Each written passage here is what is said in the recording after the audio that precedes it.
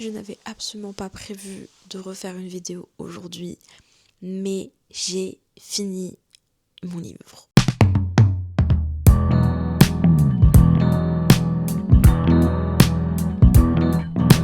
Autrement dit, je vais commencer un nouveau livre et je veux que ce nouveau livre soit un vlog lecture en fait. Donc avant de commencer, cette introduction va être un peu longue parce que je pense qu'il faut que je vous explique un peu l'état d'esprit dans lequel je vais pour ce livre, pourquoi je lis ce livre, tout ça. Déjà, présentation du livre, commençons par ça. Il s'agit de À propos d'amour de Bell Hooks. C'est un livre que j'ai acheté à la manifestation du 8 mars. Je ne vais pas parler de comment s'est passée cette manifestation, c'était un sketch.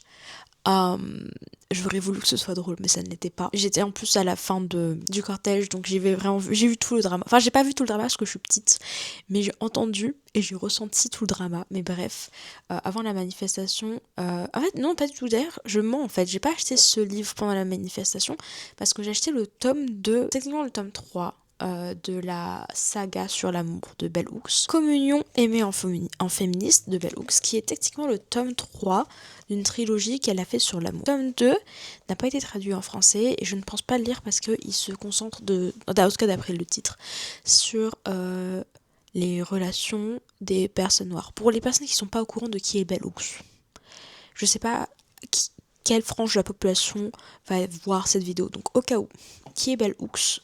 Honnêtement, j'ai fait zéro recherche, donc ça vient que de ma mémoire, mais c'est une féministe afro-américaine qui c'est une des pionnières du féministe moderne.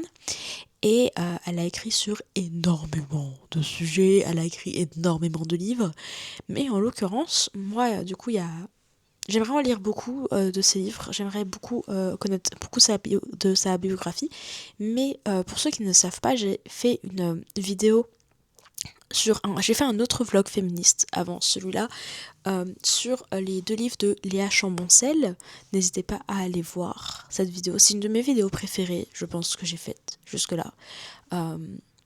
Et notamment, du coup, dans le livre Au revoir Simone de Léa Chamboncel, elle cite énormément de travaux féministes. Et une des féministes qu'elle cite aussi, c'est Bell Hooks, dont j'avais déjà entendu parler avant, évidemment, mais ça m'a un peu réconfortée dans l'idée que je voulais acheter ces livres. Du coup, j'ai acheté ces livres. J'ai acheté ce livre-là de l'édition Point, donc Communion féministe pendant la manifestation du 8 mars, et plus tard, j'ai vu nos copines, et on est allé à la librairie des femmes, qui est une librairie féministe avec pas quasiment, parce que j'ai vu 1 ou 2 livres écrits par des hommes, mais quasiment que des livres écrits par des femmes, dont énormément d'essais politiques. Et du coup, j'ai notamment trouvé À propos d'amour de Bell Hooks, du coup, que j'ai acheté à ce moment-là. Donc, mon état d'esprit, ça va être vraiment tout ça pour le livre que j'ai acheté. Et mon état d'esprit, il faut savoir que il y a un peu 2 arcs dans les vacances que je suis en train de vivre. J'ai 2 arcs de personnalité qui se créent,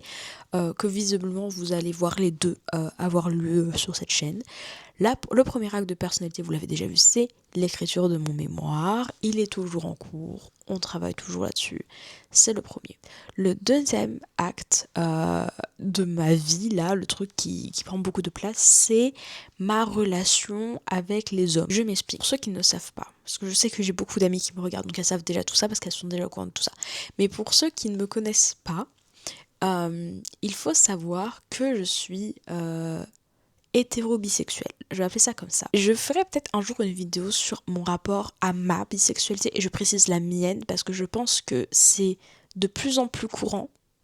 Mais je pense qu'il ne faut pas réduire la bisexualité à ça parce que c'est pas du tout vrai pour toutes les personnes bisexuelles et pas toutes les femmes bisexuelles. Mais mon rapport à la bisexualité, c'est beaucoup créé dû à mon féminisme. Dans le sens que quand tu es féministe engagée, ou en tout cas féministe renseignée, c'est-à-dire que tu es féministe pas juste parce que tu sais ce que ça veut dire et que tu es là en mode qui serait contre l'égalité qui, quand tu vas un peu au-dessus de ça et que tu es en mode que tu t'informes sur le sujet, que tu lis des livres sur le sujet, que tu parles de ce sujet, que tu es dans les cercles Twitter, sur les réseaux sociaux, machin sur ce sujet, tu vois ce que les hommes font au quotidien. Et pour les quelques hommes qui regardent cette vidéo et qui se sentiront attaqués, sachez que je parle aussi de vous. On voit ce que les hommes font au quotidien. Et c'est pas Jojo, et ça fait peur. Sauf que, jusqu'à très très récemment, j'étais un peu dans cette optique de tous les hommes vont profiter du patriarcat, donc tous les hommes sont un peu nuls, mais tu vas forcément avoir des gens bien, tu vas forcément avoir des mecs bien. Quand tu pars sur de l'individualité, chaque individu est une individualité, et même si ce sont des hommes, et qui du coup ont été éduqués à être dans une masculinité qui est par définition en contradiction et en opposition, en combat actif contre les femmes, je parle de leur masculinité, je parle pas d'eux en tant qu'être humain, ça ne change rien que des individus peuvent faire le choix, et ont fait le choix, et font le choix au quotidien, de ne pas suivre ces normes de société, et que du coup tu peux trouver des mecs bien avec qui sortir. Et vu que moi, ma bisexualité s'est fait plus par haine est un grand mot, et je vais pas utiliser le mot haine parce que je pense que ça déformerait mon propos, mais par dégoût des hommes, voilà. Vu que ma bisexualité s'est plus formée un peu dans ce truc-là de... Tu sais dans ton cerveau que dater des femmes serait plus simple. Serait pas simple. C'est pas simple. Mais serait plus simple sur beaucoup d'aspects de ta vie. Pourquoi tu ne daterais pas juste des femmes là? Qu'est-ce qui t'en empêche? Que pour moi, la sexualité est une construction sociale. Tu peux te déconstruire et te créer une nouvelle sexualité, machin, machin. Mais cette bisexualité...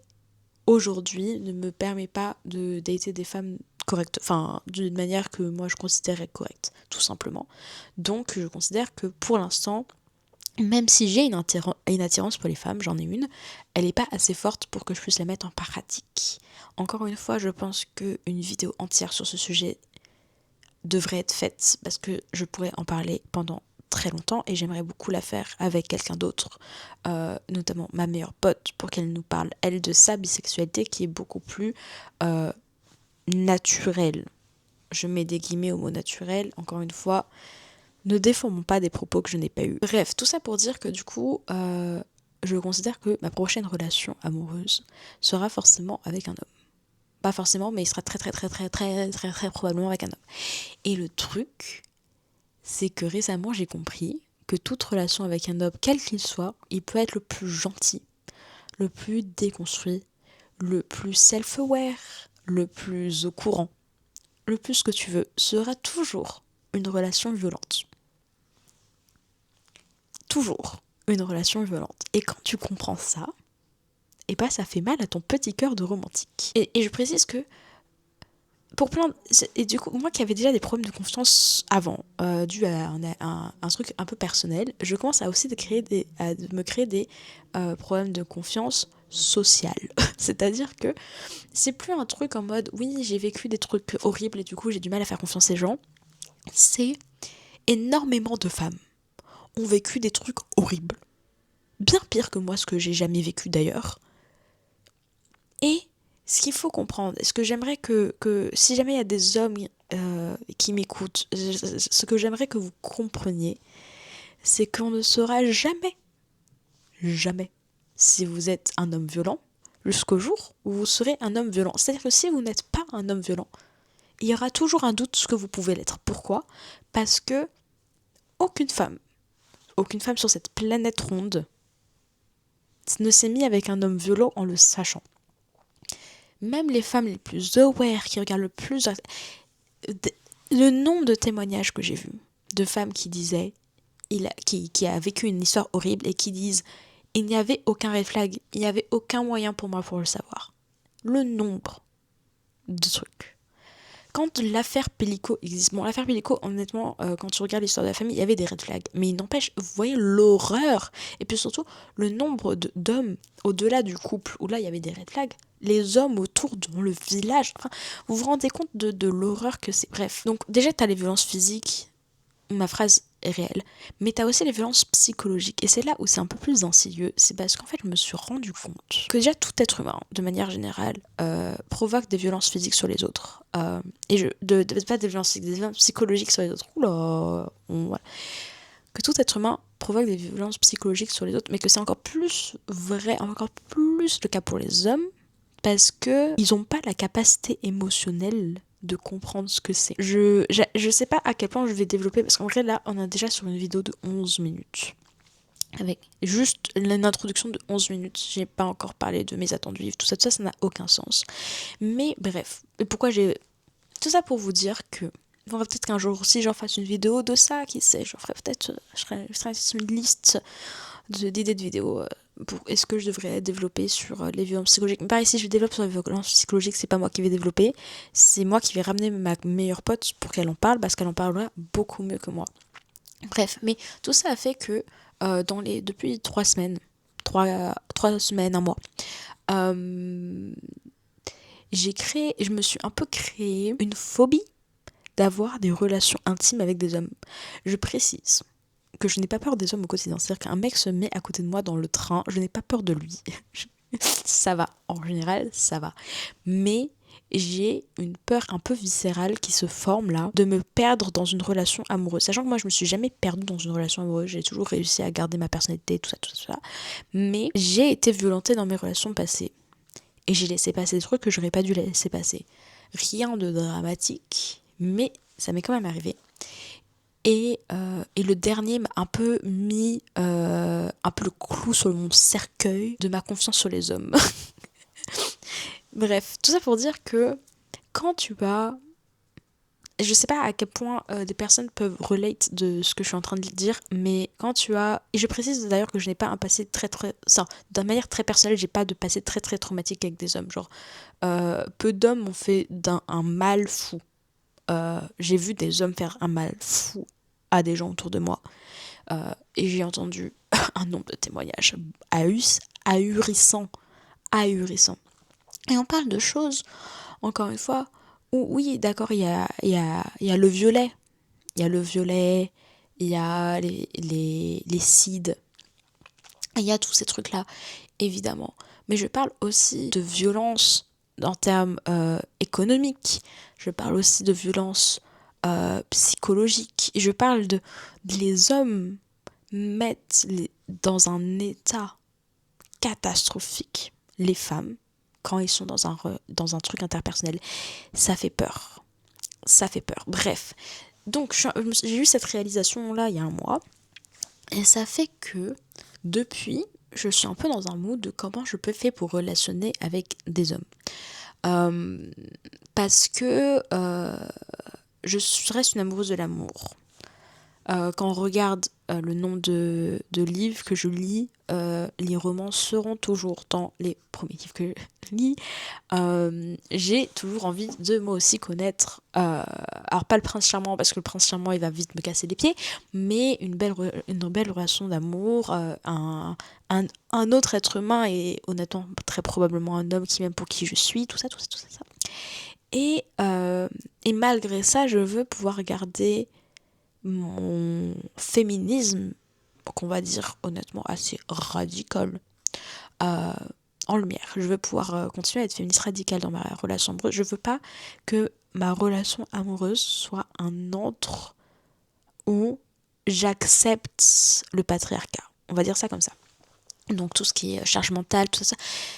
Voilà, donc c'est un peu dans cette optique-là que j'ai choisi mes lectures féministes du moment, parce que quand on parle de féminisme, il y a beaucoup de choses, énormément de sous-angles auxquels on peut parler, mais pour les livres féministes que j'ai achetés durant ces 3 semaines, j'en ai acheté 3 en tout, les deux belles hooks et un autre sur la pépette. L'objectif, c'était pour moi en tout cas, d'apprendre à avoir une relation...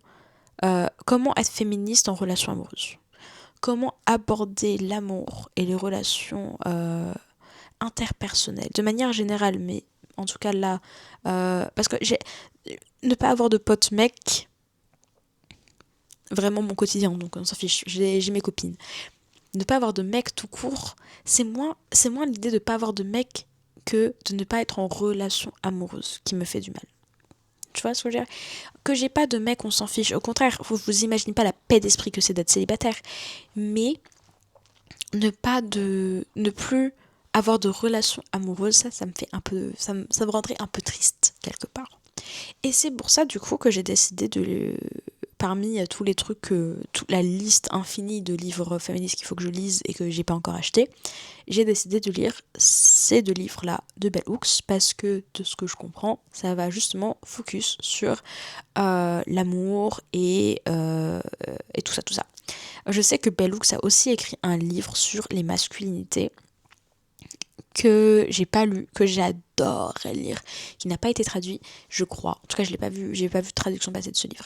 J'ai juste vu une recommandation d'une américaine et je veux absolument le lire parce que s'il est bien, j'ai très envie de le recommander à tous les hommes qui passeraient dans ma vie en fait. Parce que voilà, je pense si des hommes m'écoutent, n'hésitez pas à vous renseigner sur comment appréhender votre masculinité par des femmes, et parce que faites-moi confiance. Faites-moi confiance, écoutez les féministes. Elles ont en général beaucoup plus à cœur votre bien-être que les machos machistes là. Bref, donc c'est pour ça que je vais lire À propos d'amour de Bell Hooks au vu du temps de cette intro, qui est beaucoup trop longue. Beaucoup trop longue. Il est fort probable que je fasse 2 vidéos parce que du coup le premier vlog féministe c'était déjà 1 heure et j'aimerais bien éviter de faire une vidéo de 3 heures. Du coup voilà, le premier livre il s'agit de À propos d'amour de Bell Hooks. Le deuxième livre qui sera du coup probablement dans une partie 2 de cette vidéo c'est Communion aimée en féministe. Écoutez, je vais le lire en tandem avec une fantaisie basique pour que déjà parce que comme ça quand j'ai pas mon livre je peux quand même lire et aussi parce que comme ça quand je serai un peu fatiguée d'avoir autant d'informations, surtout que honnêtement, attendez, j'ai un micro c'est chiant, honnêtement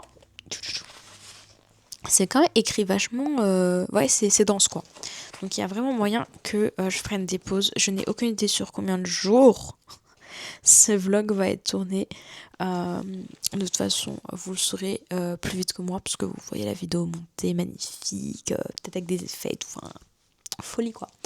Bref, moi, je vous retrouve quand je vous retrouve, quand j'aurai quelque chose à dire, c'est-à-dire honnêtement dans probablement pas très longtemps, parce que c'est un livre féministe, et vu comment la dernière fois ça a tourné, bref, gros bisous. Et dites-moi en commentaire si vous voulez plus de vidéos sur déjà mon rapport à la bisexualité, sur les violences psychologiques que notamment les hommes, mais pas que d'ailleurs, font sur les autres. Tout ça, comme ça je récupère ma meilleure pote et on fait ça pour vous.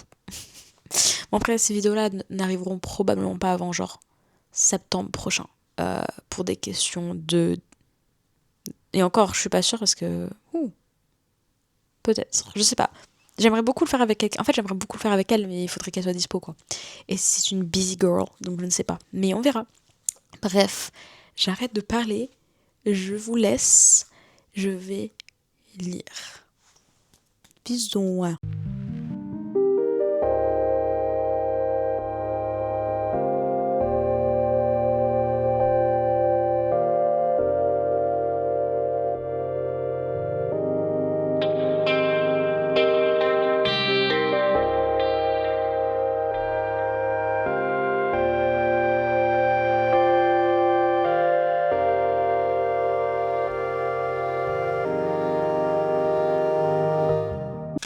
J'ai littéralement lu que la préface et c'est vraiment 2 pages et déjà ça me donne un peu plus envie de tomber amoureuse. Donc je pense que ce livre va vraiment me donner ce que j'ai besoin, c'est-à-dire de l'espoir. Voilà, c'est ça dont j'ai besoin, de l'espoir. Et en 2 pages, elle m'a convaincue que c'est ce qu'elle allait me donner à la fin de ce livre, de l'espoir et de la réflexion politique. Tout ce dont j'ai besoin. Merci madame.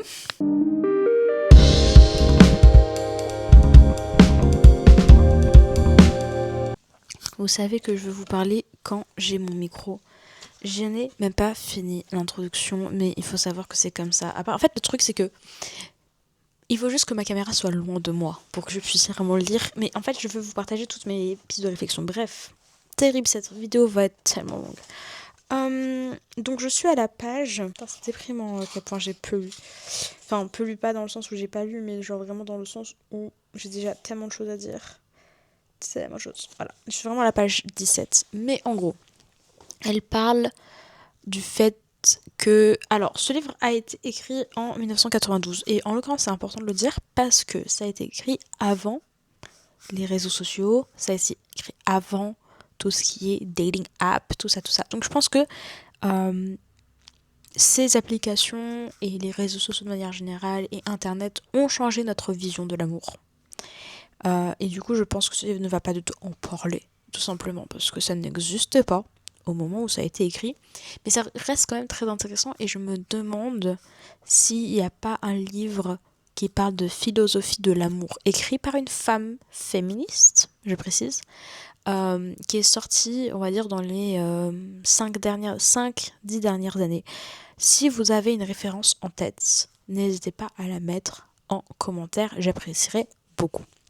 Mais en attendant, elle parle notamment du fait que même si l'amour en général, et parce que c'est un sentiment, un feeling, est souvent relégué comme un truc de féminin, euh, les hommes sont ceux qui la théorisent le plus parce que la majorité des livres qui sont écrits dans l'histoire avec de manière générale mais du coup avec une grande romance à l'intérieur sont écrits par des hommes et moi ce que ça me fait penser c'est que du coup l'amour en tout cas pour moi je sais pas encore si elle va dire la même chose dans son livre mais l'amour est un sentiment humain que nous pouvons ressentir, que j'espère pour vous, vous avez déjà ressenti pour quelqu'un, mais c'est aussi une performance sociale, dans le sens où quand on est amoureux, en général, on décide de se mettre dans une relation amoureuse, qui est définie par des codes,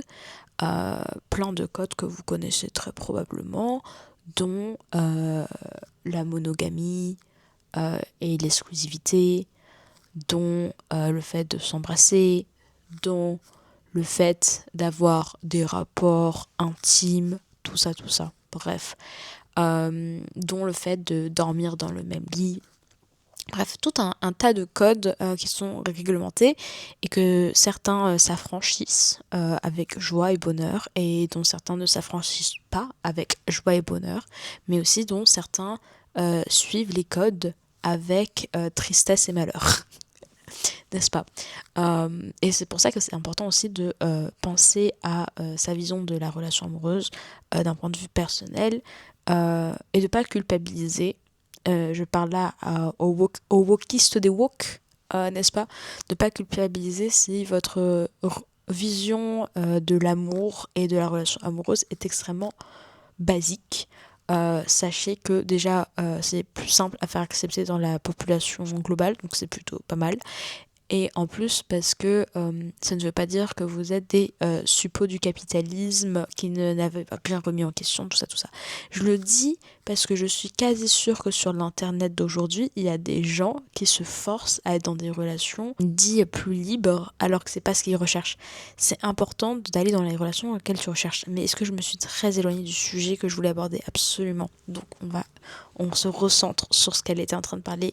Et ce qui est intéressant dans ce qu'elle dit, sachant qu'on est encore que dans l'introduction, c'est que la plupart des hommes ont le sentiment qu'ils savent ce que cela fait d'être aimé, puisqu'ils reçoivent de l'amour.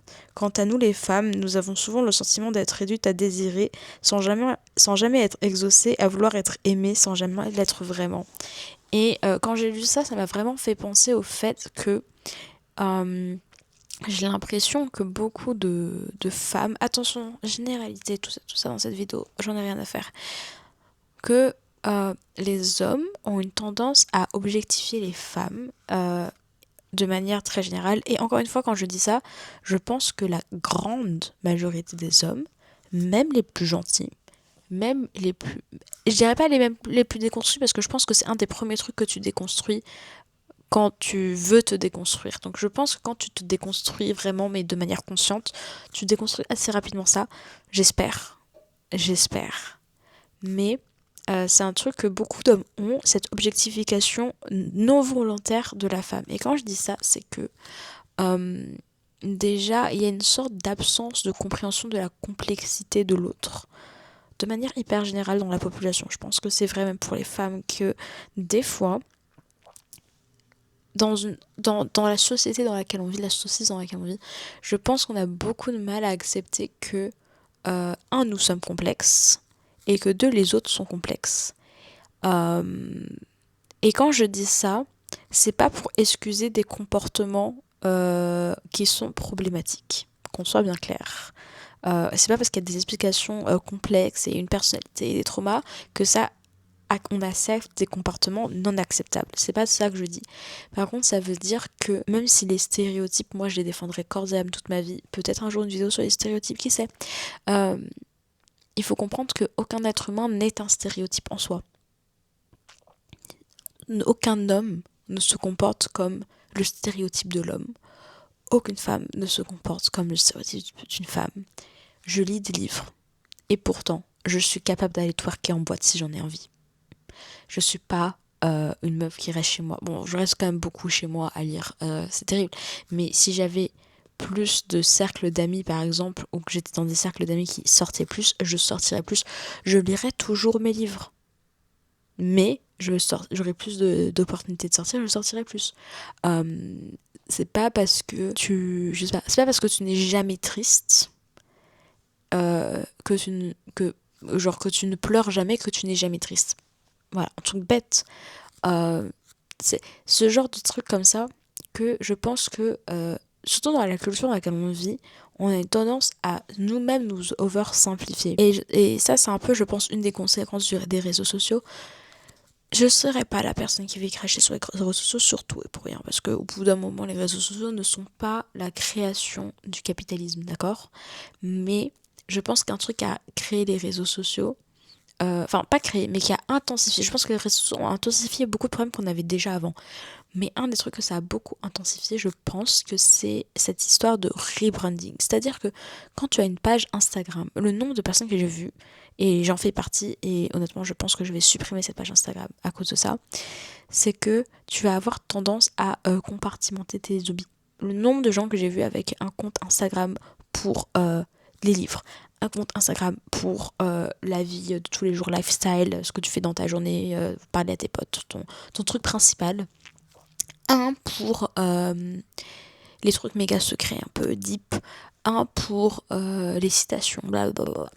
Et je comprends l'idée de faire ça parce que ça n'intéresse pas tout le monde de voir que je lis 150 livres par semaine.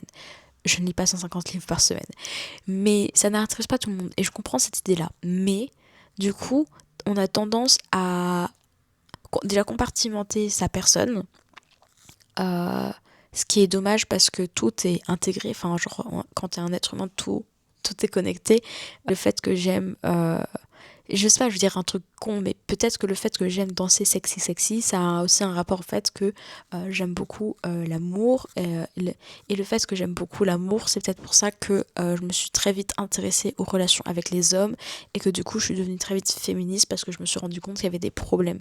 Tout ça, et que du coup je suis devenue très politisée. Et du coup tout ça est un peu connecté, vous voyez ce que je veux dire? C'est bête, et ce n'est pas comprendre l'entièreté de ma personne que de dire que je suis juste une lectrice. Je suis pas une liseuse, je suis pas un appareil électronique. Folle du Bucel. Que je suis une lectrice, c'est ne pas comprendre. Et moi, en tout cas, je sais que ça m'est déjà arrivé dans énormément de mes relations, pour pas dire quasiment toutes, et c'est des trucs que j'ai aussi fait par ailleurs, enfin, je me suis aussi rendue coupable de ça, que tu objectifies l'autre et que tu simplifies l'autre. Et du coup, c'est très compliqué de se sentir aimé pour l'entièreté de ta personne. Et je pense que c'est encore plus vrai quand dans le fait que les hommes font ça, parce que les hommes font ça comme tous les êtres humains, mais après en plus ça a aussi une objectification du corps de la femme, tout ça je vais pas vous apprendre. Mais du coup ça fait que en tant que femme, je pense qu'il est très difficile de réellement se sentir aimé pour l'entièreté de ta personne. Parce que tu auras toujours l'impression qu'une partie de toi ne va pas. Et pour les féministes, ça sera peut-être leur côté trop féministe, trop politisé. Pour dans Love is Blind, Habibi, il y a une meuf, elle est soi-disant parfaite pour le mec, mais il déteste qu'elle danse. À quel moment? Le fait qu'il ait ne serait-ce que pensé qu'elle allait accepter qu'elle allait arrêter de danser pour lui, mais bref. Mais il n'empêche qu'il l'aimait, mais pas entièrement. Et du coup, ça crée un peu ce truc-là j'allais dire de conditionnalité de l'amour. Mais l'amour, pour moi, doit être conditionnel. Mais ça, j'en parlerai peut-être dans la lecture, parce que peut-être qu'elle va en parler dans le livre, j'aimerais pas la spoiler. Mais du coup, pour moi, l'amour doit être conditionnel. Donc, c'est pas tant une conditionnalité de l'amour qu'un truc de c'est pas toi qu'on aime. C'est une autre version de toi. C'est un peu une version fantasque de toi. Et encore une fois, je pense que tout le monde est rendu coupable de ça, surtout au début, dans un certain degré. Mais je pense que pour les hommes, c'est encore pire, parce qu'il y a vraiment ce truc-là de effet le Madonna complexe. Pareil, j'ai été obsédée par le Madonna complexe à un moment donné, mais je pense que ça résume bien cette idée-là de t'es une tana ou t'es une femme à marier. Tu ne peux pas être les deux, ce qui n'a aucun sens, parce que pour information, les filles, vous êtes toutes des tanas. Et vous êtes toutes des femmes à marier. On est tout. C'est ça la beauté d'un être complexe, en fait. Je crois que j'ai un peu fait le tour de ce que je voulais dire à 17 pages. Je n'ai pas fini l'introduction. J'ai essayé de finir l'introduction avant de vous reparler. Mais en tout cas, jusque-là, ça va moins parler... J'ai l'impression que ça va moins parler de relations avec les hommes que de relations avec l'amour en tant que concept philosophique. Et en vrai, moi, ça me va très bien. Avoir toute une réflexion sur l'amour, honnêtement, je signe. Enfin, j'ai déjà signé vu que je paye. J'ai payé. Donc j'ai signé 3 de filles. Je sens que je vais devenir gros cerveau à la fin de cette lecture et ça me rend un peu heureuse. Écoutez, je viens de finir l'introduction du livre. J'ai pas grand chose à dire, à part le fait que je pense que c'est exactement le livre dont j'ai besoin. Et je pense que je vais beaucoup apprécier la lecture parce que, en tout cas, la fin du chapitre de l'introduction, c'est vraiment ce livre, c'est pour donner de l'espoir.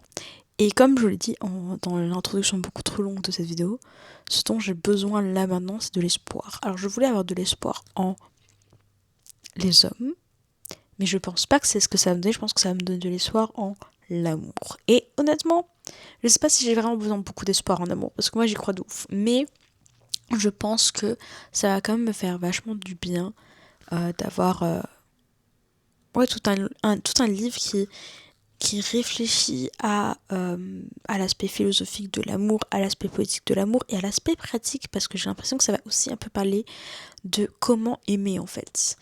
Et je pense que c'est un livre que je sais pas, j'ai pas encore lu, donc je sais pas à quel point je suis d'accord, mais je vais pas un peu partir du principe que je vais être en adéquation avec cette madame.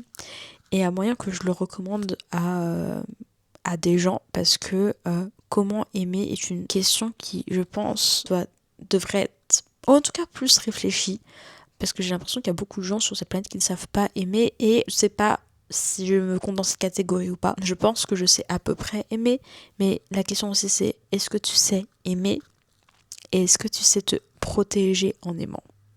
Je sais pas à quel point elle en parlera de ça, du fait que malheureusement, quand tu es une femme, tu dois apprendre à certes aimer de tout ton cœur, mais la vérité c'est que tu ne sais jamais avec qui tu es.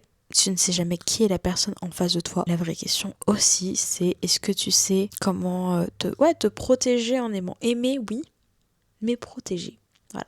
Bref, moi, je vais vous laisser. Je pense que je vous reprendrai plutôt demain parce que je vais peut-être pas continuer à lire encore pendant 10 000 ans et tout. Bisous. On se retrouve quand j'ai une update sur le livre.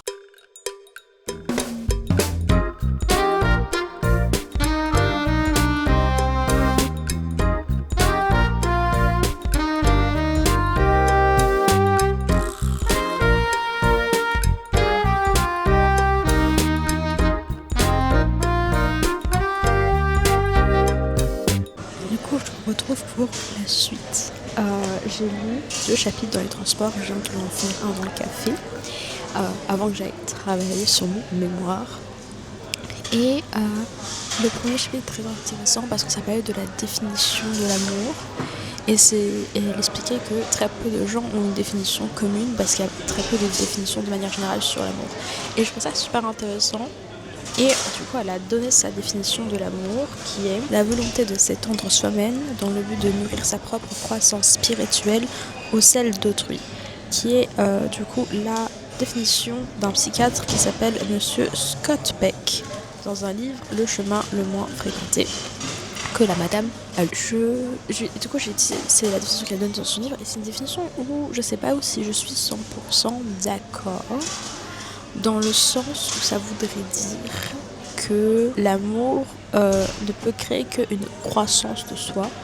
Et je suis pas très fan du concept de l'amour en soi va forcément mener sur une idée de devenir une meilleure version de soi.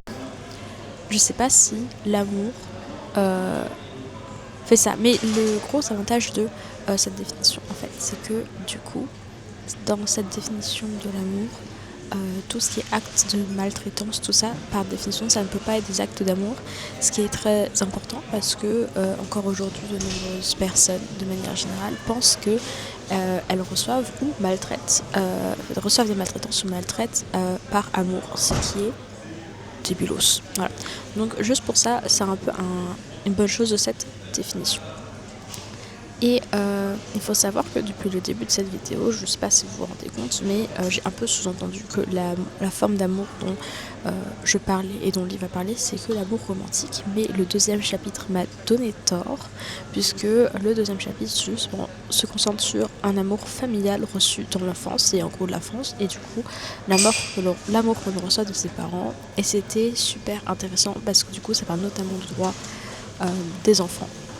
Droit des enfants qui est très très malmené, justement parce qu'il y a très peu de lois, en tout cas à l'époque et encore aujourd'hui, les enfants ont très peu de droits. Voilà, c'est techniquement la population la plus discriminée. On peut débattre que c'est à raison parce que ce sont des personnes mineures qui n'ont pas les capacités mentales et émotionnelles de se réguler de la même manière qu'un adulte le peut. Il n'empêche que pour cette raison-là, il devrait être aussi la population la plus protégée, ce qui n'est pas forcément le cas.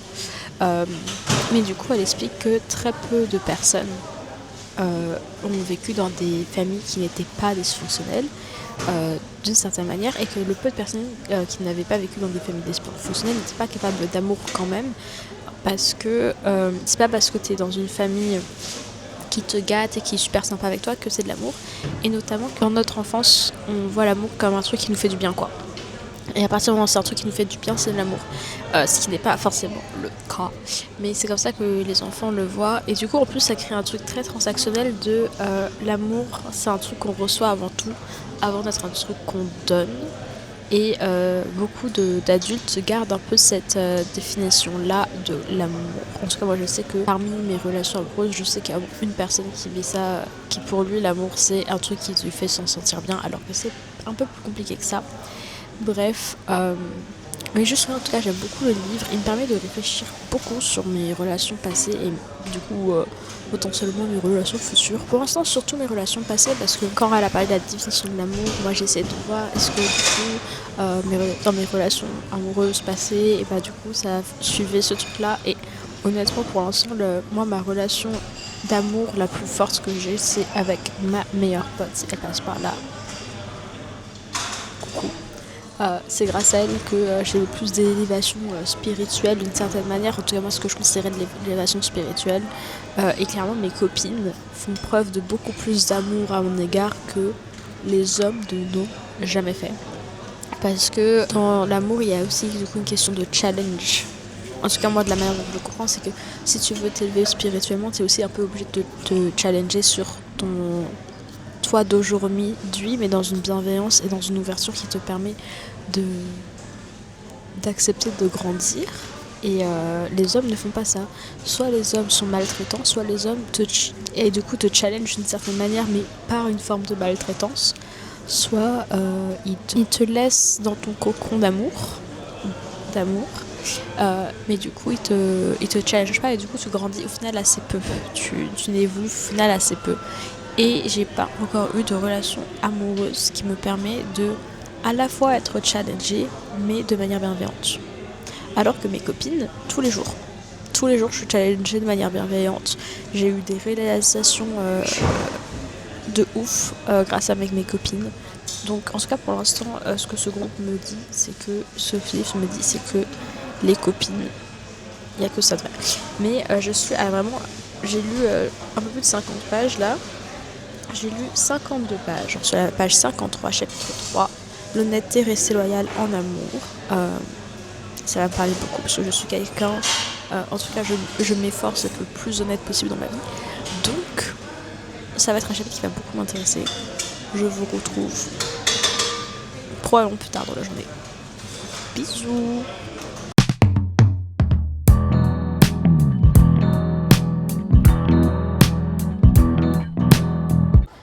Coucou. Nous sommes de retour sur le toit. C'est même pas un toit techniquement, enfin techniquement c'est un peu le toit parce que la bibliothèque est vraiment juste en dessous, mais on n'est pas vraiment sur le toit, on est vraiment genre ground zero, mais c'est pas grave, on est un peu sur le toit de la BNF, là où il y a tous les danseurs, là où je me sens comme à la maison alors que je ne fais partie d'aucun groupe de danseurs, et je suis là pour vous faire mon avis sur le chapitre que j'ai lu, qui est le chapitre sur l'honnêteté, chapitre qui me touche personnellement. Dans mon écouteur qui veut se casser, qui me touche personnellement énormément parce que je suis quelqu'un qui met un doigt d'honneur, mon doigt honneur sur le fait d'être honnête en toutes circonstances, ce qui est honnêtement un exercice qui est pas si simple que ça, mais je pense qu'au quotidien je m'en sors bien. Demandez à mes copines. Et du coup l'autrice explique que un des requirements, un des trucs les plus importants pour être en capacité d'aimer et d'être aimé en retour, c'est d'être honnête. Chose que la société ne valorise pas tant que ça, en fait. Et c'est vrai, et c'est encore plus vrai aujourd'hui, je pense, que quand elle a écrit le livre. Nous sommes, pour ceux qui sont au courant, dans un air de post-vérité, c'est-à-dire que même dans les médias, tout ça, là, tout ce qui est à base de vérité, on s'en bat un peu les couilles. Et du coup, le mensonge a une place assez incroyable dans notre société. Et je pense que c'est encore plus vrai aujourd'hui qu'à l'époque. Parce que à l'époque, c'était vrai. Mais aujourd'hui, avec l'importance de l'apparence. Et quand je dis apparence, je parle pas forcément que du physique. Je pense aussi à juste ce qu'on renvoie aux autres. Qui a pris une importance tellement énorme. Parce qu'aujourd'hui, on essaye d'avoir une apparence bonne. Mais dans un cercle plus grand, c'est-à-dire qu'avant les réseaux sociaux de manière générale, en fait avant qu'on soit tous connectés, c'est même pas les réseaux sociaux mais avant internet, avant qu'on soit tous connectados, les gens auxquels on devait mentir pour avoir l'air socialement acceptable, c'était globalement notre famille et notre cercle d'amis proches et nos collègues, enfin c'est des gens que tu vois. Aujourd'hui les gens auxquels tu dois mentir, ou en tout cas déformer la vérité sur toi ou sur les autres, c'est littéralement le monde entier.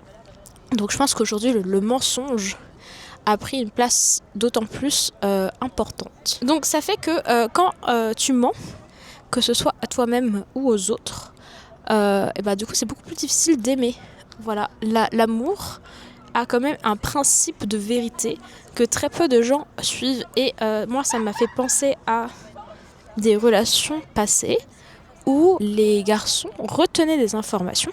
Je précise encore une fois, je n'ai jamais été dans une relation abusive, tout ça. Je parle vraiment de relations entre guillemets banales, où les garçons vont retenir des informations parce qu'ils vont penser que toi, en tant que femme ou en tant qu'être humain en général, tu n'es pas en capacité d'accepter la vérité.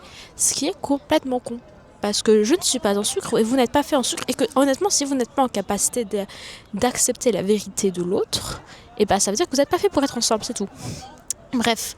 Et du coup, le fait que moi, je pars un peu toujours du principe que la personne en face de moi est honnête. Donc moi, ça m'a jamais empêché d'apprécier ces personnes.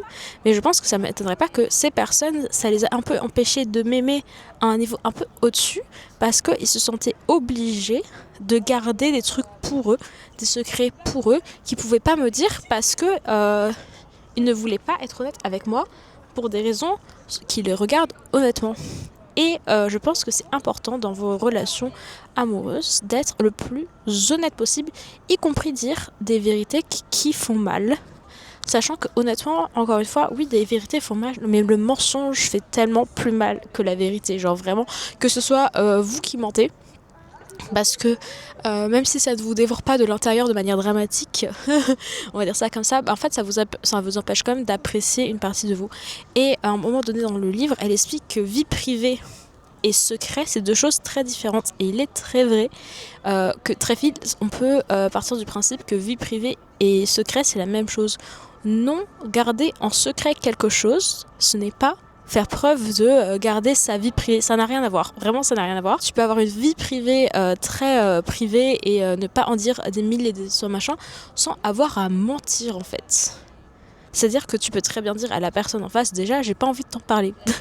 Juste ça, j'ai pas envie de t'en parler, ça te permet de préserver une vie privée, si tu veux, sans avoir à garder, machin. Et entre nous, pour votre moitié, et même pour la communauté autour de vous, vous allez toujours avoir une vie privée dans le sens où avoir une vie privée, c'est surtout vivre, avoir des moments de solitude, avoir des moments de culture de soi-même. C'est ça la vie privée, en fait. En tout cas, c'est ce qu'elle explique et je suis d'accord avec ça. C'est qu'avoir une vie privée, c'est avoir des moments pour soi.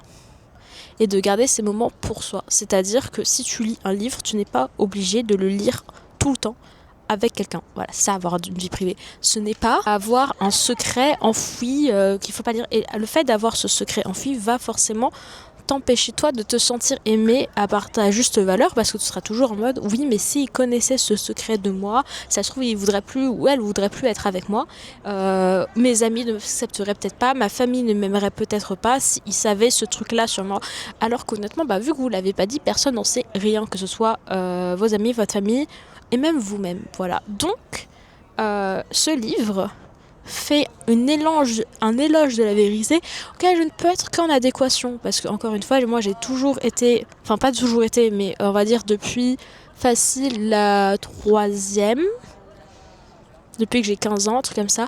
Depuis que j'ai 15 ans, j'ai érigé l'honnêteté comme une de mes valeurs principales dans ma vie. Donc ça fait aujourd'hui, pas 10 ans, mais on s'approche des 10 ans où j'ai fait ça. Et je vous le dis, ça m'a énormément servi dans la vie parce que ça m'a donné une paix d'esprit. Mais une paix d'esprit, c'est-à-dire que t'as des gens qui vont et la seule fois où je l'ai pas fait, ça m'a apporté la dépressionados. Donc vraiment, je recommande d'être le plus honnête avec les gens. Et d'ailleurs, par info, être honnête, ça veut aussi dire accepter que toutes vos conversations sont publiques. Et je sais que ça fait mal à entendre, mais quand vous partez du principe que toutes les conversations que vous avez avec quelqu'un d'autre, c'est des conversations qui peuvent remonter à l'oreille de une tierce personne, déjà ça fait que vous allez être beaucoup plus honnête avec vous-même sur les trucs que vous pouvez accepter ou pas. Et si vous n'êtes pas capable d'accepter que ce truc revient à l'oreille de machin, posez-vous la question de pourquoi. Est-ce que c'est parce que vous avez peur du conflit avec cette tierce personne? Est-ce que c'est parce que vous avez peur de la blesser? Et si vous avez peur de la blesser, pourquoi ça? Machin. Enfin, n'hésitez pas à vous poser ce genre de questions. Donc toujours partir du principe qu'une conversation peut remonter à l'oreille d'un ou d'une tiers. Et 2, que toute conversation que vous avez avec des gens, si vous sentez que cette conversation doit être répétée, répétez-la. Et là, je parle à toutes les demoiselles, parce que j'en ai vu beaucoup ça sur les réseaux sociaux. Toutes les demoiselles qui me regardent dans les yeux, qui regardent dans les yeux les autres là, et qui disent « Je ne vais pas répéter à Jean-Micheline qu'elle se fait tromper par son mec. » Sache, parce que je veux pas détruire un couple. Vous ne détruisez aucun couple. Vous ne dites que la vérité. Vous ne donnez que les informations à la madame. Après, c'est la madame qui décidera de ce qu'elle fait. C'est la madame qui fait ses choix. Mais dire les informations aux autres, faire remonter les informations, ça permet 2 choses. 1, donner des conséquences aux hommes. Voilà. Pareil, et d'ailleurs, c'est les hommes qui me regardent, sachez que c'est pareil dans votre cas. Si vous entendez qu'une meuf fait des conneries avec son gars et qu'elle le trompe, c'est la même chose. Ça fait donner des conséquences aux gens qui ont besoin des conséquences. Ça fait détruire les secrets. Et ça permet en plus de créer une meilleure confiance dans la société, parce que tu sais que si la personne avec qui tu es est dans le mensonge, la société, les gens autour de toi te rapporteront l'information. Et du coup, ça crée une confiance dans la société. Donc moi, je vous le dis de toute mon âme, soyez le plus honnête possible. Je vous jure que juste créer une société d'honnêteté et de confiance, ça changerait ne serait-ce que notre vision des autres en fait. Bref, je pourrais en parler encore une fois pendant des heures. Est-ce que tous mes updates vont être de 10 minutes? C'est possible. Je n'ai même pas encore eu les 100 pages sur les 200 et quelques pages qu'il y a dans le livre. Gros bisous. En plus aujourd'hui, je me suis rendu compte que je devais aller au théâtre aujourd'hui. Mais on s'est rendu compte il y a genre 10 minutes que j'avais pris des places pour aller au théâtre aujourd'hui avec une copine. Mais c'est pas grave, c'est la vida loca. On se retrouve plus tardos, son beau boy.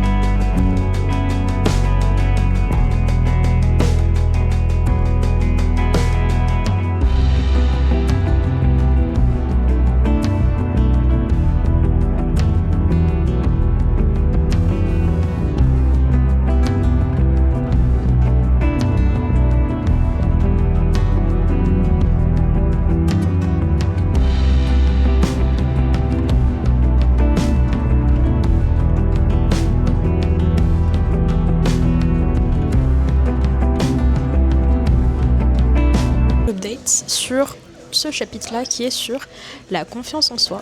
Alors déjà, mon rapport avec la confiance en soi, à moi, c'est que j'ai jamais eu de problème de confiance et d'amour de moi-même. Pour le coup, ça n'a jamais été un problème que j'ai eu. Me demandez pas de pourquoi du comment. Je n'ai pas la formule magique qui vous permettra d'avoir confiance en vous, mais j'ai une super estime de moi. Ma confiance en moi est un peu plus basse que mon estime de moi, mais je m'aime beaucoup et je dis pas ça dans un truc de déni machin, c'est que vraiment je n'ai pas de problème d'amour de moi-même. Mais c'est bizarre, il y a des gens autour et ils me regardent genre oui, excusez-moi, je fais des vidéos. Mais du coup c'était super intéressant ce chapitre, même si c'est pas une thématique qui moi me touche énormément. Par contre c'est le premier chapitre où je suis ouvertement pas trop d'accord avec elle, notamment parce que je trouve qu'elle a vraiment une vision très développement personnel-esque de la question. Elle parle notamment du travail et du fait que c'est super important d'aimer son travail pour s'aimer soi-même. Et d'ailleurs c'est un de mes troubles en ce moment, c'est que bientôt je vais devoir rentrer sur le marché du travail et j'ai une peur terrible de ne pas aimer le travail que je fais et que ça me détruise ma confiance, que ça détruise mon amour de moi-même, que ça détruise ma santé mentale qui est déjà assez... Voilà, enfin j'ai une santé mentale normale mais elle n'est pas non plus off the roof, tu vois. Et j'avoue que du coup ça me fait un peu peur. Mais bon, ça c'est comme ça. Mais du coup la manière dont elle en parle, c'est vraiment comment trouver des solutions d'un point de vue très personnel à l'idée qu'on ne s'aime pas, qu'on n'aime pas son taf, que voilà. Je trouve ça cool dans le sens où du coup si ou ne vous aimez pas, lisez ce chapitre, ça peut peut-être vous aider à avoir des petites pistes, à faire des affirmations à un moment donné et tout ça. Mais après, moi j'avoue que j'attendais plus un livre un peu plus politique, on va dire, et que du coup le fait qu'elle dise oui si vous aimez pas faites des affirmations, je suis un peu en mode super, c'est un peu plus compliqué que ça. Après elle nie pas les discriminations, elle en parle et on va dire que pour un livre si c'était un livre de développement personnel, si on le prend comme un livre de développement personnel j'aime bien, si on prend comme un essai politique je suis pas fan du coup. Mais en livre de développement personnel, je trouve ça bien dans le sens où elle ne nie pas le fait que les discriminations rendent l'amour de soi plus compliqué, que notamment les discriminations sexistes rendent l'amour de soi plus compliqué à cause de nos vécus. C'est plus complexe pour une femme de s'aimer qu'un homme, voilà, à cause de nos vécus dus à la société patriarcale, tout ça. La solution qu'elle donne est une solution individuelle. Et ça, je trouve ça dommage. C'est un peu la limite que je suis en train de voir dans le livre, c'est que j'ai l'impression qu'elle va beaucoup parler de soit. Ce qui est en soi bien, parce que du coup, ça va m'aider moi en tant qu'individu. Mais pour moi, c'est important aussi de parler dans le collectif, voilà. Et trouve un travail que t'aimes bien et si tu peux pas, donne-toi à fond dans le travail que t'aimes pas, parce que l'idée d'avoir un objectif, ça va être plus sympa pour toi, tu vas te sentir mieux si tu as l'impression que tu fais du bon travail. Je suis en mode oui, mais est-ce que c'est pas aussi une manière de s'aliéner dans le travail? Tu vois ce que je veux dire? Bonjour, je suis un peu marxiste. Donc je sais pas trop. J'ai peur que ça devienne un peu trop liberal feminism pour moi. Mais pour l'instant, en tout cas, très intéressant. Et puis encore une fois, la fameuse phrase on doit s'aimer pour pouvoir aimer quelqu'un d'autre, c'est pas vrai. Par contre, on doit pouvoir s'aimer pour accepter l'amour de l'autre, ça c'est vrai. Et c'est une nuance qui, je pense, est importante. Si tu veux être aimé par d'autres, il faut que tu t'aimes toi-même. Parce que tu n'accepteras pas l'amour de l'autre si tu n'es pas capable d'accepter ton propre amour. Par contre, si tu veux aimer les autres, ça tu peux le faire sans t'aimer toi-même. Mais tu ne ressentiras jamais l'amour de l'autre si tu ne t'aimes pas toi-même. Voilà. Et du coup, n'hésitez pas à lire ce chapitre, ça peut peut-être vous aider si jamais vous avez des problèmes d'amour de soi, d'estime de soi, de confiance en soi. Il y a des petits tips un peu pratico-pratiques. On se retrouve quand j'aurai quelque chose à dire. Bisous. Après le prochain chapitre qui est sur le divin. Je suis pas sûre de quoi ça va parler. Ça parle de Dieu, les gars. Soit j'aurai rien, soit j'aurai beaucoup de choses à dire.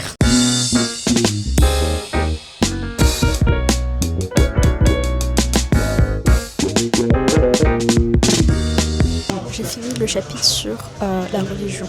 Comme vous pouvez le voir, il est beaucoup plus tard. Il fait quasiment nuit. C'est parce que j'ai parlé avec une copine pendant 1 heure. Mais j'ai fini le chapitre sur la religion et la spiritualité. Et c'est un chapitre qui m'a pas beaucoup touchée, moi personnellement. Parce qu'il faut savoir que je suis pas du tout quelqu'un de religieux. Je suis pas athée dans le sens... J'ai pas de conviction profonde qu'il n'y ait rien. Mais je suis agnostique, c'est-à-dire que ce n'est pas quelque chose qui me touche et c'est pas quelque chose qui m'intéresse. Voilà, j'ai d'autres réflexions que je veux avoir dans ma vie qui permettent de nourrir ma personne en tant qu'individu et du coup quelque part ma spiritualité. Du coup ce chapitre ne m'a pas touchée parce que Bell Hooks, je ne le savais pas mais du coup je l'ai appris en lisant ce livre, est chrétienne, ce qui n'est pas étonnant pour une personne afro-américaine. Voilà, les Américains sont de manière assez globale beaucoup plus religieux que nous les Français, donc c'est pas étonnant et je pense que si vous êtes chrétien ou même si vous suivez une religion, si vous êtes religieux, je pense que ce chapitre pourra beaucoup vous toucher et beaucoup vous intéresser, mais ça n'a pas été mon cas du coup. Et notamment, déjà, il y a un peu ce truc-là de communauté. Et honnêtement, pour le coup, c'est un des seuls trucs que je regrette de pas être religieuse. C'est que quand tu n'es pas religieuse, tu n'as pas... tu manques... Il y a une communauté que tu ne te crées pas. Parce que la communauté religieuse, pour vivre à l'étranger, je peux vous assurer que quand tu es chrétien ou chrétienne, c'est beaucoup plus facile de se créer une communauté, justement parce que tu vas à l'église tous les dimanches. Enfin, je caricature un peu, mais c'est une vérité. C'est plus simple de se créer une communauté parce que c'est une communauté qui est un peu internationale en fait. C'est comme rencontrer des Français à l'étranger, sauf que tu peux rencontrer des gens de ton pays, mais tu peux aussi rencontrer des gens partageant la même spiritualité. Donc ça c'est un peu une vérité. Donc elle a parlé un peu de ça. Il y a un peu ce truc là de il faut arrêter d'individualiser l'amour, parce que justement il faut que ça soit dans un truc plus de progrès spirituel, de communauté, tout ça, mais en même temps au chapitre d'avant elle parlait beaucoup d'individualité. C'est là où je vois que ce livre est là où pour moi c'était plus un essai politique. J'ai l'impression que c'est plus un livre de développement personnel et je dis pas ça honnêtement, parmi les livres de développement personnel j'en ai pas beaucoup pour ne pas dire aucun, et je pense que c'est un des meilleurs, ne serait-ce que parce que j'en retire un peu quelque chose, mais il est vrai que ça se ressent. Je dirais pas qu'il y a du positivisme dans son livre, absolument pas. Moi je le ressens pas du tout comme ça. Elle donne son avis en étant chrétienne et que comment la chrétienté et la religion de manière générale peut apporter dans votre définition et votre compréhension de l'amour, ce qui est vrai parce que dans les religions il y a un vrai message d'amour qui est en plus, et elle le dit dans le livre, souvent en ce moment, c'était vrai du coup quand elle l'a écrit mais c'est toujours vrai aujourd'hui, qui est souvent dénaturé par le capitalisme pour être dans un truc beaucoup plus matériel, et pas, quand je dis matériel c'est pas un truc de type Marx, le matérialisme de Marx, pour dire un truc plus ancré dans la vie réelle, mais un truc qui est plus shopping et il faut avoir des objets pour être pour se sentir mieux au lieu d'avoir un éveil spirituel de soi. Et c'est là où moi j'aimerais bien qu'on définisse le terme de spiritualité, parce que je pense que elle, en tout cas quand elle parlait de spiritualité dans le sens religieux, dans le sens... alors elle dit pas il faut aller à l'église tous les dimanches, c'est pas ça, mais elle dit que prier tous les jours, ça l'a aidé à être plus en capacité d'aimer elle-même et les autres. Ce que personnellement j'entends tout à fait. Je pense pas que moi, prier tous les jours va me permettre de plus aimer, mais elle a dit que le peu de fois où justement elle se sentait pas en capacité d'aimer, le fait de prier et de se dire que Dieu est amour, et bah ça l'a beaucoup aidé à ne pas désespérer. Moi perso je pense pas que ça va beaucoup m'aider parce que je suis pas dans cette considération et je pense c'est pas un truc qui me touche, vous voyez ce que je veux dire. Moi ce qui m'a empêché d'abandonner le concept de l'amour, c'est que je n'ai jamais abandonné en l'humain, et je pense que en tout cas peut-être que c'est du coup ma spiritualité. Je crois en la capacité des individus à changer, à évoluer et à faire mieux, on va dire ça comme ça. Et c'est une croyance en soi, et c'est peut-être du coup ma spiritualité, mais il est vrai que moi si je vais ressortir un truc de ce chapitre-là, sachant que c'est un chapitre qui quand même focus vachement sur plus la religion que sur croire.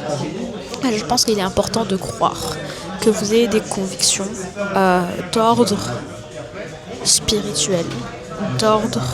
Et quand je dis d'ordre spirituel, c'est que rien ne peut vous dire si vous avez raison ou tort. Vous voyez ce que je veux dire? Je veux pas des convictions sociologiques, parce que là, il y a des gens qui peuvent arriver et vous dire vous avez tort, mais des convictions de type spirituel, voilà. Que vous ayez une philosophie de vie. Et je sais pas si elle va en parler plus tard dans son livre, et que du coup, elle va en parler sous un autre angle, mais je pense que ça, c'est un truc qui peut beaucoup aider à ne pas désespérer d'un point de vue individuel, encore une fois. C'est vraiment d'avoir une philosophie de vie, et après tu l'appliques à ta vie. Voilà. Et du coup, cette philosophie de vie peut être récupérée par votre religion, par exemple. Être dans une religion, c'est adhérer à une spiritualité, une philosophie de vie commune avec les gens qui partagent votre religion, qui peut avoir des pratiques réelles, comme par exemple pour les musulmans, ne pas manger de porc, dû à une compréhension, une philosophie, une manière de penser de la vie. Bref, moi je vais aller payer mon verre, je vais marcher un peu dans Paris en attendant la copine, et on se retrouve quand j'aurai avancé mon livre, autrement dit quand j'aurai lu un autre chapitre. Bye bye.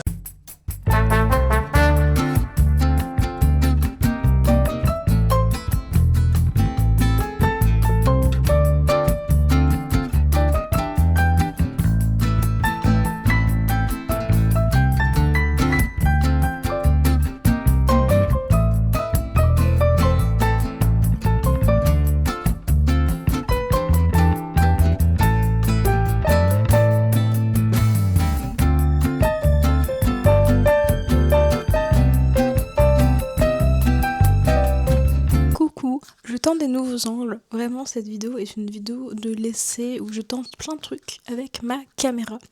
Et là, je vais vous parler d'une pièce de théâtre. Ça n'a rien à voir avec le livre que je suis en train de lire. Oui, mais je trouve que je sors d'une pièce de théâtre et que j'ai envie d'en parler, donc je vais en parler. Il s'agit de Les bourgeois gentilshommes de Molière. Oui, je suis allée voir Les bourgeois gentilshommes de Molière. Pièce classique dont vous avez forcément entendu parler au collège ou au lycée. Mais cette version-là, qui est jouée à la scène parisienne, je n'ai évidemment aucune information parce que j'ai fait zéro recherche avant de prendre ce micro. Mais voici l'affiche que je mettrai ici. N'hésitez pas à aller la voir, elle se joue à Paris. Je sais qu'il y a d'autres dates et que, à ma connaissance, toutes les dates ne sont pas remplies puisqu'ils nous ont demandé de faire de la pub à la fin du théâtre. Incroyable. Déjà, j'y suis allée avec ma bestie qui fait du théâtre. Autrement dit, elle a un point de vue de connaissance, on va dire, sur le sujet. Et elle m'a dit que c'était incroyable, que déjà elle n'avait pas l'habitude d'entendre la pièce écrite comme ça. Alors je vous explique un peu le concept, parce qu'il y a un concept derrière cette pièce.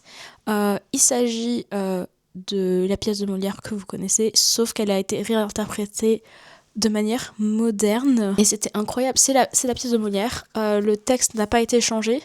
Il y a des petits changements quand même dans le texte, mais globalement ils ont gardé l'œuvre originale, donc vous allez entendre les phrases écrites par Molière. Il y a Franchement, il y a eu des moments de félicité dans la salle. Si vous avez les mêmes opinions politiques que moi, qui sont, je pense, aujourd'hui extrêmement claires, si jamais vous n'avez pas compris vers où cette chaîne allait, vous allez adorer, vraiment, c'est incroyable. Si vous êtes jeune, vous allez adorer cette pièce.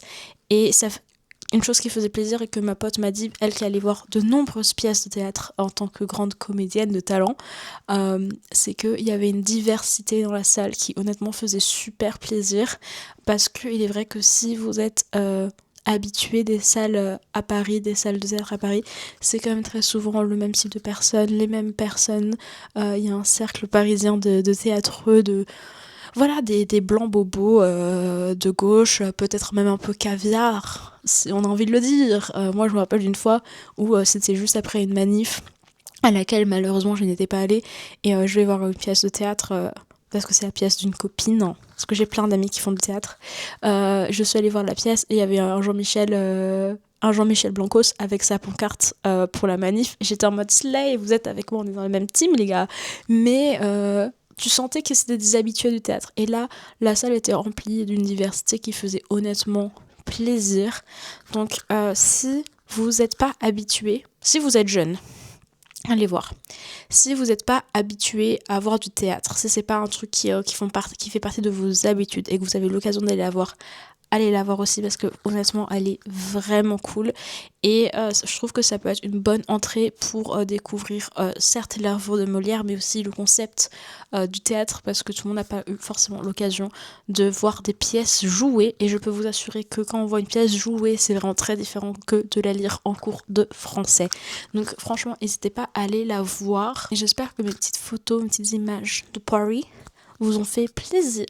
Je vais en prendre d'autres demain parce que je vais voir une autre copine. Et oui, cette meuf est sociable. Mon objectif est de finir le livre d'ici samedi, parce que je veux le prêter à ma copine que je vois, enfin ma meilleure pote que je vois samedi. Vais-je y arriver?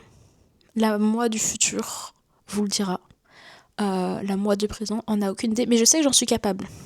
Je sais que j'en suis capable tant que j'arrête de rentrer chez moi à minuit. Parce que si je rentre chez moi à minuit demain, il y a peu de chances que j'arrive à le lire d'ici samedi, c'est-à-dire dans 2 jours. Mais j'ai lu 100 pages aujourd'hui sans me forcer, donc c'est aussi possible que je le finisse.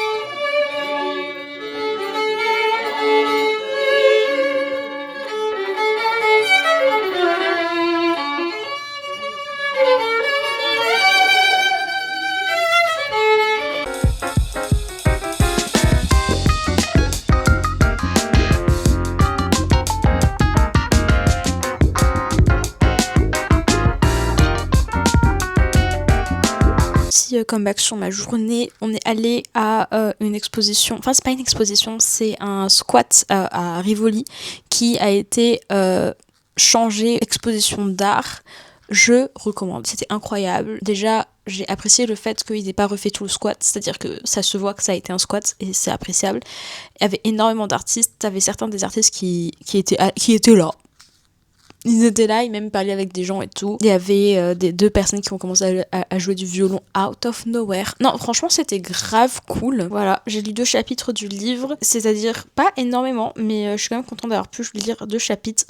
Le premier que j'ai lu est sur les valeurs et le deuxième sur la cupidité. En vrai, j'ai pas énormément de choses à dire en soi. Déjà, je pense qu'il y a un vrai truc de le capitalisme a détruit la notion d'amour, parce que dans une société capitaliste où les besoins matériels priment surtout, en fait les besoins affectifs en deviennent moins importants, et du coup c'est plus difficile d'aimer. J'aime beaucoup le livre en soi, je le trouve un peu dégoulinant d'amour, et en même temps, est-ce que c'est pas aussi un peu la critique qu'elle fait le fait que à partir du moment où on veuille mettre l'amour sur le premier plan, la première réaction c'est justement qu'on trouve ça dégoulinant et un peu irréaliste. C'est exactement la critique qu'elle fait, donc quelque part je fais juste partie de la société dans laquelle on vit, donc c'est pas si étonnant que ça que j'ai cet avis là. Mais ouais, il est pas mal. J'ai beaucoup apprécié tout le truc sur les valeurs, l'importance de suivre ses valeurs et justement d'arrêter d'être toujours dans ce truc là un peu bête, de se dire que en fait de troquer ses valeurs pour des gains matériels, voilà. Et c'est un truc que beaucoup de gens font, que beaucoup de gens va continuer à faire tant qu'on sera dans une société qui valorise autant les biens matériels. Mais voilà, c'est un peu cette idée-là que venez, au lieu d'être toujours donner autant d'importance aux biens matériels et à ce que vous possédez, et pas vous mettez plus de trucs dans vos relations. Dans vos relations, votre communauté. Et le deuxième chapitre sur la cupidité parle notamment du fait qu'il faut être plus dans la communauté et arrêter de toujours chercher un bonheur individuel et plutôt chercher un bonheur de communauté. C'était très intéressant. J'apprends pas grand chose.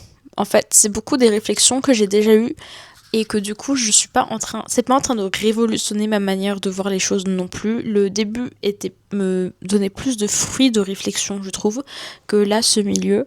Mais il me reste encore beaucoup à lire, donc il me reste encore beaucoup de choses à développer. J'ai continué, j'ai lu un chapitre. Ce chapitre-là était sur la communauté.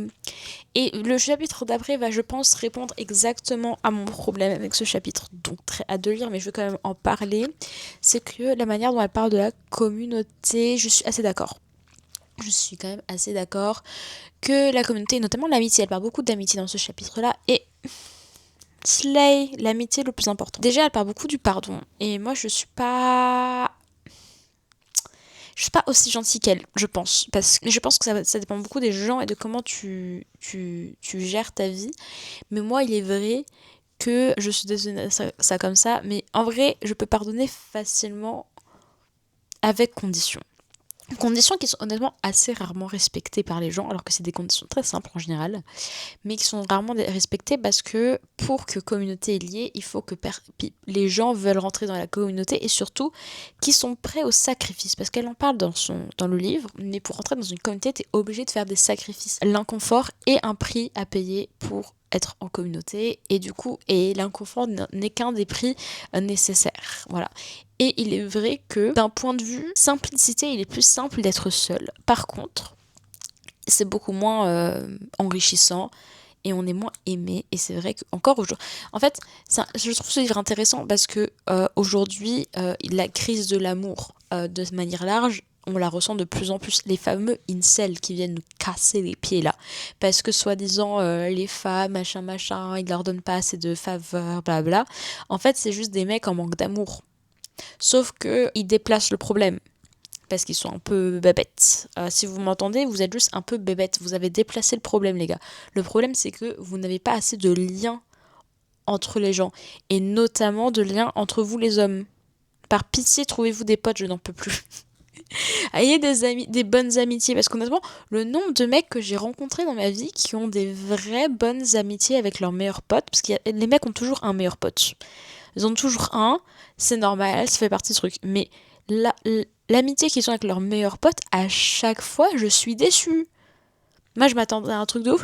Je m'attends à des amitiés qui leur permettent de grandir, des amitiés d'amour. Et à chaque fois, non pas à chaque fois, quelques-uns, j'en connais un ou deux qui ont des vraies relations d'amour avec leurs meilleurs potes. Mais honnêtement, c'est tellement rare. Développement personnel pour vous les hommes, conseil, n'hésitez pas à parler de vos problèmes avec vos potes, hein. Non mais... Et s'ils sont pas en capacité de les entendre, bah c'est des potes de merde, changez-en, trouvez-vous des gens qui sont en capacité de vous aimer et qui sont en capacité d'être là pour vous. Parce que au-delà du fait que vos meufs ne sont pas censées être les seules à le faire, pour être en capacité d'être en relation amoureuse et d'être en relation avec une femme, et de se sentir aimé par une femme, il est important de savoir communiquer. Et il n'y a rien de mieux que vos potes pour pouvoir commencer ça. Et en plus, vous allez voir, vous allez être tellement plus stable émotionnellement, tellement plus relax. Et ça, je peux vous assurer que ça attire les meufs. Donc même si dans un point de vue hyper Père, vous voulez juste pécho de la meuf, je vous le dis, je vous informe. Ayez des meilleures relations avec vos meilleurs potes, je vous assure que c'est très attirant. Mais bref, c'est pas la question. Création de communauté, et elle explique que le capitalisme veut détruire les communautés parce que tout système de démonisation a besoin de... Plus la cellule de communauté est petite, plus c'est facile de dominer, c'est aussi simple que ça. Donc le capitalisme capitalisme et tous les systèmes de domination ont tout intérêt à ce que les cellules de communauté soient les plus petites possibles, d'où la famille nucléaire qui est minuscule comme cellule de communauté. Mais du coup, je conseille à tous les gens d'essayer d'aller plus loin, notamment, soit elle explique que déjà la famille élargie, ça peut être une solution. Et après, c'est les amitiés. Et après, les relations amoureuses, ça ne fonctionne pas. Pourquoi ? Parce que la relation amoureuse, c'est une communauté encore plus petite que la famille nucléaire. Donc vraiment, c'est bien les relations amoureuses, c'est important. Mais honnêtement, c'est pas là où vous allez trouver le plus d'amour. Vous pouvez aimer beaucoup votre partenaire, c'est pas la question. C'est juste que là où vous allez réussir à évoluer le plus, à trouver le plus d'amour, c'est dans la communauté de manière hyper large, dans des associations, dans des partis politiques, dans des organisations X ou Y. N'hésitez pas à rentrer dans des communautés, à avoir des hobbies. Ça aide beaucoup. Voilà.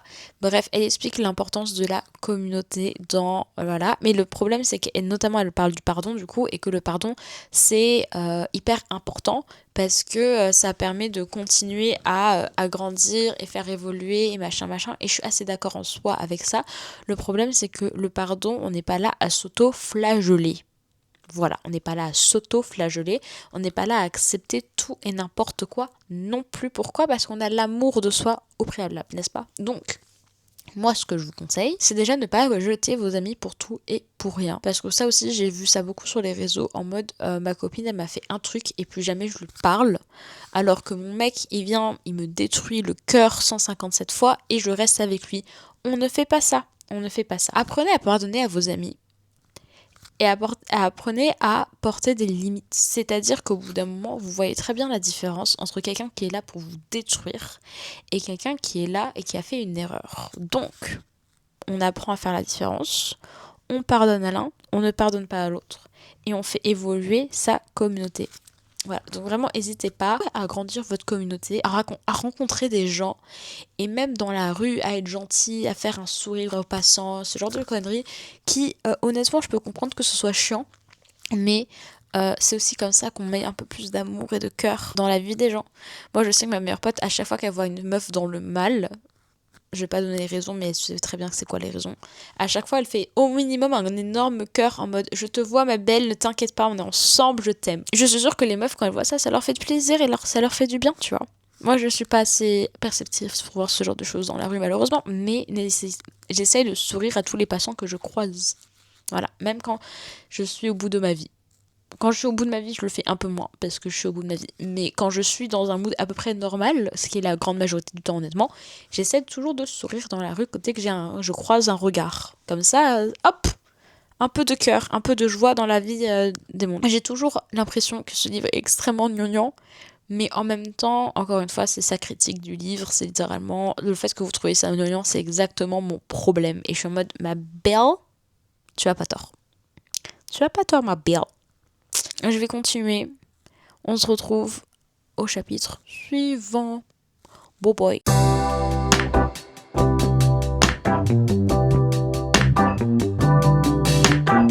Nouveau chapitre, nouveau blabla. Donc ce chapitre est sur la réciprocité, mais je trouve que ce chapitre il parle vachement plus... Enfin, je vois comment tu peux le faire à la réciprocité, mais pour moi, ça parle plus des relations genrées et du fait que les noms... En fait, le problème que j'ai avec ce livre, voilà, je veux dire la vérité. On va peut-être essayer de faire au moins une phrase cohérente. Donc, j'ai fini le chapitre sur la réciprocité. Et en vrai, le problème que j'ai avec ce livre, c'est que je suis d'accord avec tout ce que Bell Hooks dit en soi, mais je trouve que elle est un peu dans l'oubli qu'il faut que l'autre soit réciproque. Et en fait, le truc, c'est que la manière dont on parle, il suffit juste que tu aies envie d'être dans une démarche d'amour pour que la démarche d'amour arrive. Alors que c'est pas aussi simple, madame, parce que pour être dans une démarche d'amour correcte, il faut que l'autre le soit aussi. Je suis d'accord que du coup c'est un problème que tout le monde ne soit pas dans cette démarche, mais c'est un peu genre, moi ma question là, après avoir lu, j'ai pas fini, mais après avoir lu autant de chapitres, c'est comment on fait pour expliquer à l'autre d'être dans une démarche d'amour en fait. Parce que bon, l'appliquer en soi c'est une chose, mais si tu es la seule à avoir une démarche d'amour dans ton entourage, tu vas vite te retrouver comme une débilos, voilà.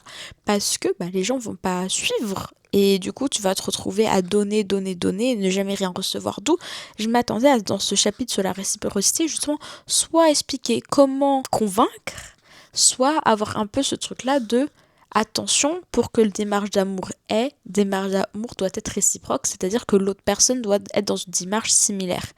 Et c'est pas du tout de ça dont elle parle. Elle parle surtout du fait que les hommes ont encore plus de mal avec l'amour que les femmes, parce que les femmes, même si on n'est pas en capacité d'aimer après elles, enfin de manière générale, n'est pas en capacité, ou en tout cas n'est pas une vision basée sur l'amour de la vie. Vu qu'on nous bassine tous les jours, matin, midi, soir, que l'amour, l'amour, l'amour, ça fait qu'on a on est un peu plus favorisé, on a un terrain un chouïa plus fertile pour être dans une démarche d'amour que les hommes. Ça, mais qu'elle explique aussi que certes, ça c'est vrai, mais au bout d'un moment, quand tu grandis en tant que femme, tu lâches un peu l'affaire d'être dans une démarche d'amour parce que tu veux trouver un petit partenaire. Voilà. Et du coup, t'es plus en recherche d'amour, mais en recherche d'un partenaire. Et perso, moi, c'est là où j'ai arrêté ma réflexion sur mes relations amoureuses personnellement. C'est que moi, je suis plus en recherche d'un partenaire, comme ça a été le cas jusqu'à il y a un an. Jusqu'à il y a un an, truc comme ça, j'étais vraiment en mode oui, je veux trouver un partenaire de vie. Moi, je suis plus en recherche d'un partenaire, je suis en recherche d'amour. Voilà, d'amour. Je suis en recherche de quelqu'un qui va m'aimer correctement. Et parmi les hommes, c'est très compliqué. Bref, tout ça pour dire que c'est hyper intéressant en soi.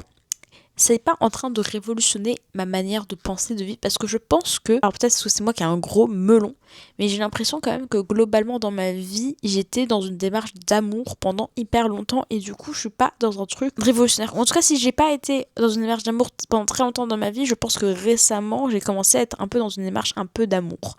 Du coup, ça fait que ça me révolutionne pas la vie, parce que je suis un peu en mode en fait je suis dans cette démarche depuis un moment, et je promeus ce qu'elle promeut depuis un moment. Tu vois, c'est pas des trucs qui vont à l'encontre de ma pensée. Du coup, ça me challenge pas énormément. Mais c'est quand même très intéressant, et ça fait toujours du bien de lire d'autres gens qui sont d'accord avec toi. Donc, ça fait du bien l'ego. Voilà. Mais après moi, perso, je le conseille, surtout si vous pensez que c'est hyper utopique. Moi, j'ai envie de vous dire, lisez. Plus vous pensez que c'est utopique et irréalisable, plus je vous recommande de le lire. Tout simplement. Encore quelques chapitres.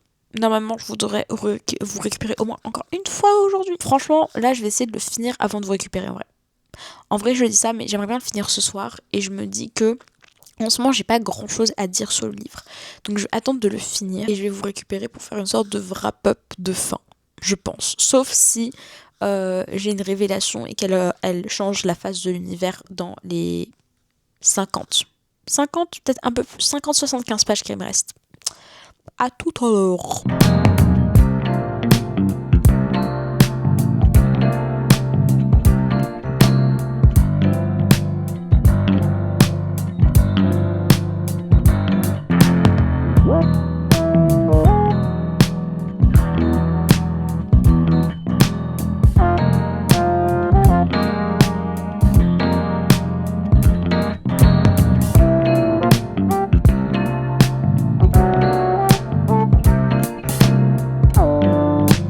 Coucou!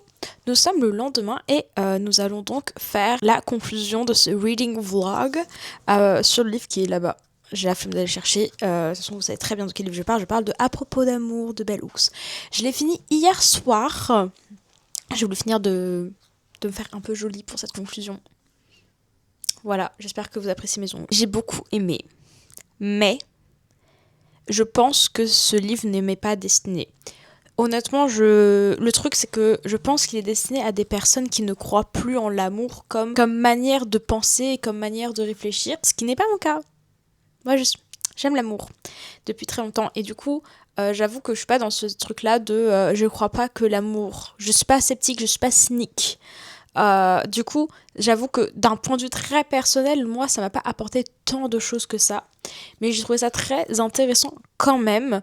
Je pense qu'un des gros problèmes du livre, pour moi, c'est que il manque une nuance par rapport à la protection de soi. Ça se trouve, c'est mon côté cynique qui ressort, c'est possible. Mais un peu cette idée-là que, en fait, dans le livre, ils sont un peu... c'est un peu un truc genre donner de l'amour, donner de l'amour, donner de l'amour, donner de l'amour. Et je suis en mode, oui, donnons de l'amour, je suis très d'accord avec cette idée-là. Mais elle a un truc très... il faut être dans le pardon, il faut accepter des choses. Et je pense que même si je suis assez d'accord dans ça, je pense qu'il y a un peu un problème de la grande majorité des gens, et notamment des femmes, sont des gens dans ce truc-là de j'ai juste envie de donner de l'amour, donner de l'amour, donner de l'amour. Et je pense qu'elle ne parle pas assez du fait que la première source d'amour, pour que le concept fonctionne, et surtout pour ne pas te mettre en danger toi et ta personne, c'est hyper important de s'aimer soi en premier. Et elle en parle pendant un chapitre de l'amour de soi, mais déjà elle en parle beaucoup d'un point de vue très développement personnel, ce qui moi me pose un peu problème. Mais il y a aussi ce truc-là que, oui d'accord, il faut s'aimer, soit s'aimer, mais la première personne que tu dois aimer c'est toi-même. En fait. Et il faut t'aimer aussi de manière politique. Il faut pas juste s'aimer en mode... Je sais pas comment expliquer. C'est pas juste... il faut penser positivement, en fait. C'est pas juste... oui, mon poisson positif. Non, il faut aussi s'aimer... Il faut aimer, il faut comprendre son passé, il faut évoluer dans ses traumas. Il y a tout un truc hyper important dans l'amour de soi qui est primordial parce qu'en fait, si tu ne t'aimes pas, tu vas laisser les autres te marcher dessus en fait. Le problème de l'amour comme première pensée, même si je suis assez d'accord, surtout qu'aujourd'hui, je pense que si on devait penser en première, un peu la valeur un peu de la société n'est pas l'amour, mais je pense qu'aujourd'hui c'est le capital, c'est le pouvoir. Voilà, c'est le pouvoir, et je suis d'accord que du coup ça ne fonctionne pas d'avoir comme première valeur le pouvoir et que la remplacer par l'amour, ce serait un vrai plaisir. Mais pour que ça fonctionne d'un point de vue individuel, c'est-à-dire que si... Parce que soit tu essaies de l'implanter de manière politique, mais en tout cas là, elle en parle pas du tout, de comment implanter l'amour de manière politique, quel genre de société réellement on crée. En fait, elle parle de... C'est très métaphysique, c'est très philosophique son livre au final, et très peu matériel. Et c'est un peu ça mon problème, dans le sens où, d'accord, on va mettre comme première valeur l'amour, et du coup ça va nous aider dans notre compréhension de soi, dans notre compréhension de l'autre, dans notre compréhension de la mort. Tout ça, je suis tout à fait d'accord sur le concept, mais on fait ça comment ? Parce que moi, je mets l'amour en valeur première, et ça m'aide beaucoup dans ma vie, dans mon quotidien, et c'est pour ça que je pense que je suis quelqu'un de globalement assez heureuse. Mais je peux pas forcer les autres à le faire en fait. Comment tu fais pour convaincre les autres de le faire ? Comment tu fais pour changer la société tout entière ? Comment on fait pour que les gens cyniques, qui sont quand même la grande majorité de la société toujours aujourd'hui, comment on leur fait comprendre que le cynisme, ce n'est pas ça qui va les apporter au bonheur ? Surtout dans une société où c'est dur de mettre l'amour en premier parce que tu es dans une société qui ne le fait pas. Donc en plus, il faut réussir en tant qu'individu, toi, si tu décides de mettre l'amour en valeur première, il faut que tu fasses ça dans un contexte où la société met en première la valeur pouvoir. Donc c'est un peu des trucs comme ça. En fait, c'est un peu des trucs un peu pratico-pratiques que je trouve qu'il n'y a pas beaucoup dans ce livre. Il est très intéressant et je le recommande, surtout si vous aimez la philo. Pour moi, c'est un peu un livre de philo. Moi, je suis pas... Enfin, j'adore la philo et tout, mais j'avoue que moi, je suis pas une très grande penseuse théorique. Je suis surtout une penseuse pratico-praticos. Donc, j'avoue que moi, même si j'ai trouvé ce livre très intéressant et je le recommande, je pense qu'il m'a pas touché autant qu'il pourrait toucher d'autres personnes. Voilà, c'est un peu mon résumé. Honnêtement, vu que je sais que l'intro fait 100 000 ans, et que j'ai eu beaucoup de trucs à dire, je vais faire le deuxième livre de Bell Hooks qui est... Excusez-moi. Communion aimée en féministe. Je pense que je le lirai plus tard et que du coup je vous ferai un vlog lecture dessus plus tard. Si ça vous intéresse, n'hésitez pas à me dire en commentaire. Si vous avez d'autres livres aussi féministes que vous pensez qui pourraient me plaire, qui pourraient me toucher, qui pourraient parler de trucs qui m'intéressent, n'hésitez pas aussi à les mettre en commentaire. Moi, je vous retrouve quand je vous retrouve.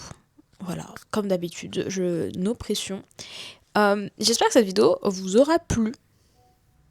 Et je vous dis à la prochaine. Gros bisous. Aimons-nous tous. L'amour. L'amour. Aimons l'amour.